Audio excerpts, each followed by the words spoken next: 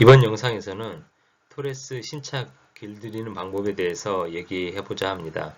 여러가지 정의가 있겠지만 제가 생각하는 신차 길들이기는 최소 1000km에서 최대 6000km 정도 주행하는 동안 차의 성능 저하를 방지하고 차량의 전체적인 컨디션을 최적의 상태로 세팅하는 과정이라고 생각합니다.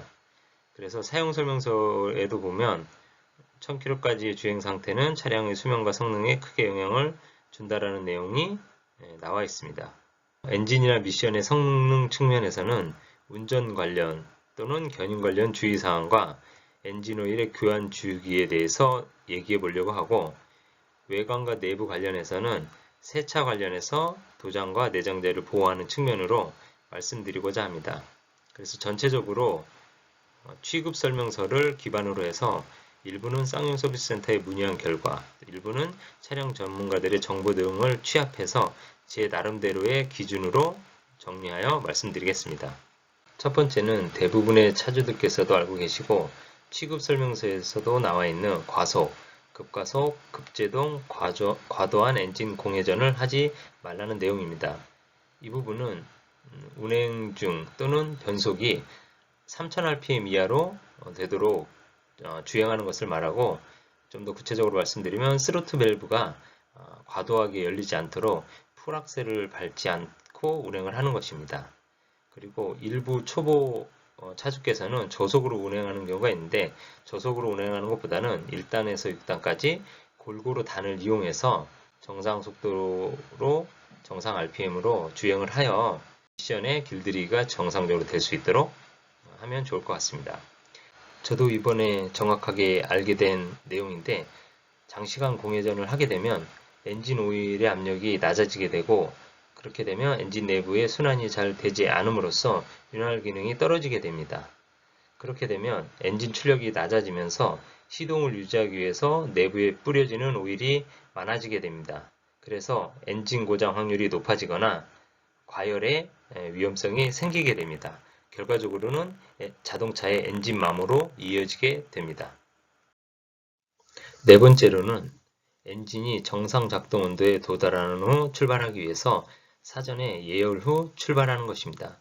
특히 겨울철에는 이 부분을 잘 지켜줘야 하고, 토레스 같은 경우에는 2년간 무료로 인포콘을 사용할 수 있으므로 5분 정도 미리 시동을 본격적으로 켜놓고 출발하면 될 것 같습니다. 숙련되지 않은 분들께서는 패들 시프트를 되도록 사용하지 않으면 좋을 것 같습니다.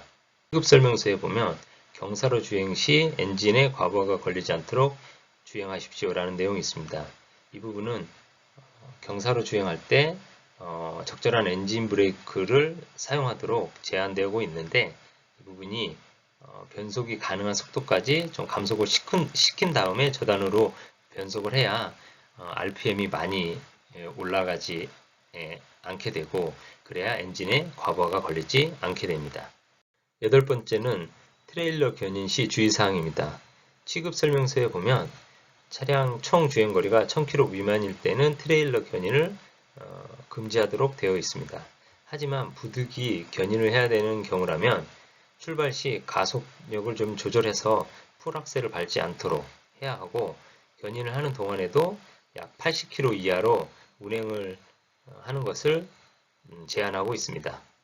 엔진 오일 교환 주기 관련 내용입니다. 취급 설명서에는 초기 5000km까지의 주행에서 엔진 오일량을 점검하고 부족 시 보충하도록만 나와 있습니다. 그래서 쌍용 서비스 센터에 문의를 해봤는데 5000km 정도 타고 교환해 주면 좋다는 얘기가 있어서 저 같은 경우에는 5000km 정도 타고서 교환할 생각입니다. 그 이후에는 15000km 또는 1년마다 교체해 주면 되기 때문에 차주분들의 성향에 따라서 알맞은 주기로 교환을 해주시면 됩니다.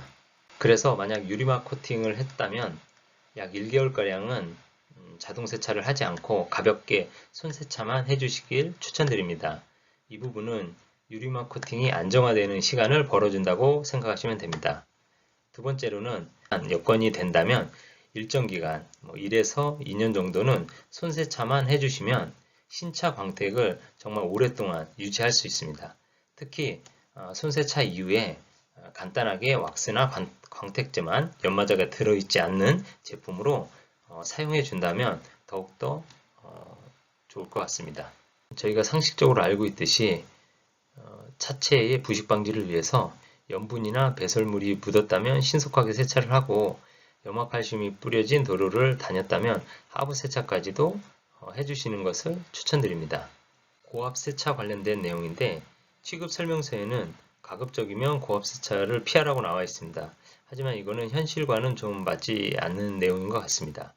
하지만 그 센서류라든지 도장면의 손상 가능성이 있기 때문에 고압 세척 시에는 일정한 거리를 유지해서 분사해 주시길 바랍니다.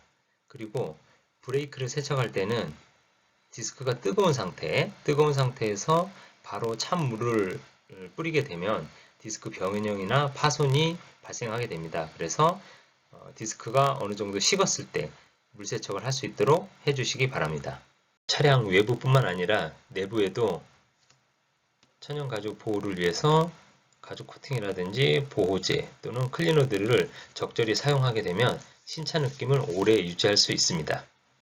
종합해서 말씀드리면 상식적인 수준에서의 주행과 관리를 통하여 어렵지 않게 토레스 신차 길들이기를 완료할 수 있을 것 같습니다. 이상으로 가치예요였습니다. 감사합니다.